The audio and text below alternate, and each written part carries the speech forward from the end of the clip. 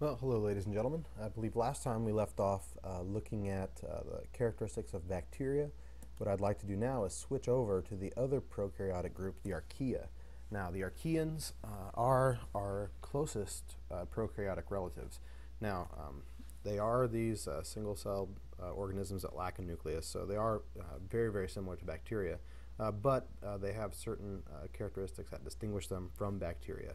Additionally, an outstanding characteristic of archaeans is that they are extremophiles, so they are organisms that live in areas where most others couldn't. So thermophiles could live in deep water or ocean floor trenches or thermal vents. Halophiles could live in extremely salty environments. So we have bacteria that live in different areas, or I'm sorry, archaeans that live in different areas.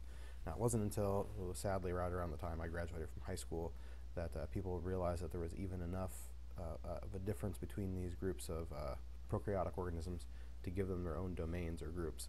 But that's certainly the case. Now, table 27.2 gives you a nice rundown. Now, you don't need to know all the individual characteristics, but the important piece of information to glean from all of this is that when you run through the list, there are definite distinctions, right?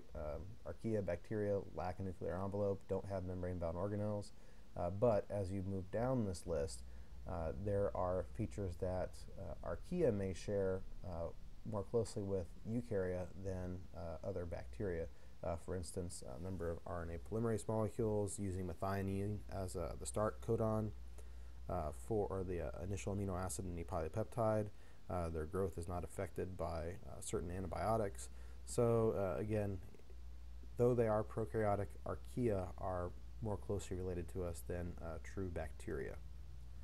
Now, again, as extremophiles, they'll live in places that other organisms can't, extremely hot environments, environments high in sulfur and acid or temperature. So again, bacteria that, or I'm sorry, prokaryotes that live where others maybe don't. So you have all sorts of examples here.